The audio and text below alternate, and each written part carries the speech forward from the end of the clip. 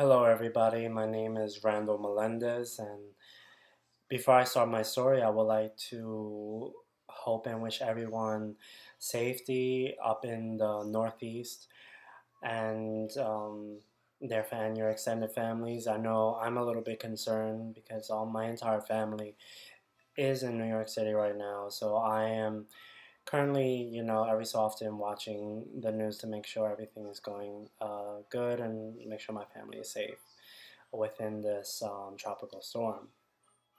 Speaking of storm, my story does it starts off with talking about Hurricane Katrina, not because I was in the path of Hurricane Katrina at that time, but I was there 5 years later, um, and just noticing things and what happened, just basically soaking up the information. My story basically begins with me on the road to from New York City to Tampico, Mexico, where I would travel from Tampico to Cuba. It was in an organization called uh, Caravan to Cuba.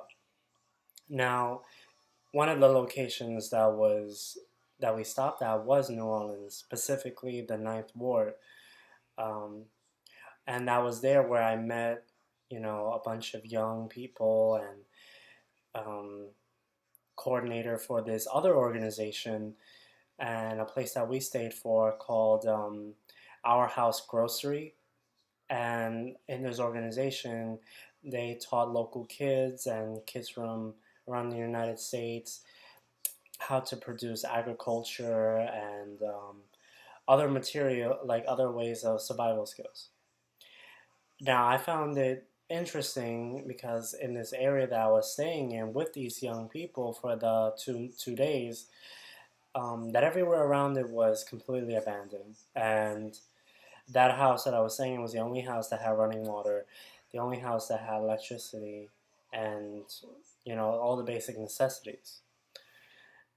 And it was there that I began to look around and notice that all these young people, most of them local, just had nowhere to go. Most of them were minorities and just wanted to find a place for themselves within their community. And then the beauty about this organization, that Our House Grocery, was that all the produce that they produced, they sold it or they gave it away to the community. Watermelons, vegetables, and all sorts of produce that will help the community. And what's interesting enough, when I was there was no grocery store within the surrounding area at all. And later on that night, our guide from the our grocery organization drove us around and showed us all the different areas that Hurricane Katrina had affected, which was majority the entire Ninth Ward. And I was sad, and it was an eye opener to me because I saw there was houses still um, that was broken, run down, and a lot of them, majority of them, still had the notorious X on them. And I really didn't even see many people outside, as though that area, the Ninth Ward, was a battleground, or Hurricane Katrina had just hit that area. And that area, from my guide, told us it was very dangerous, and I felt unsafe because he also told us that no police goes around that area, and a lot of killings have occurred in that area, and it was shocking to me, to say the least, because before Hurricane Katrina, that area was, had a lot of people. It was lively and everything. Now, I went back to that location a couple of months later, and I noticed that that area was still the same. Nothing really has changed. And I tied this in with one of these week's stories where it deals with Hurricane Katrina and racism.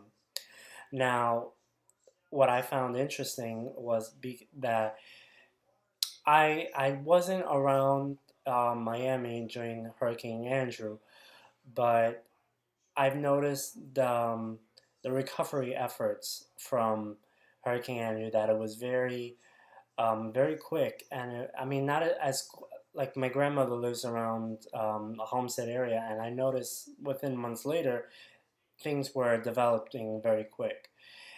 Unlike the Ninth Ward in New Orleans, things were still under construction, or not even things were not even being done for with it.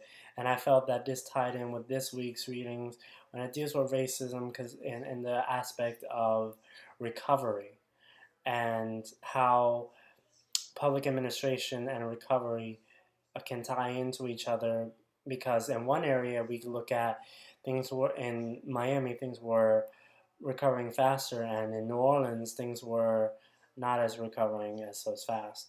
So I want to hear any of you guys stories about um, if you had to deal with Hurricane Andrew and the recovery efforts, or if any of you know anybody who was around the time of New Orleans and their recovery efforts.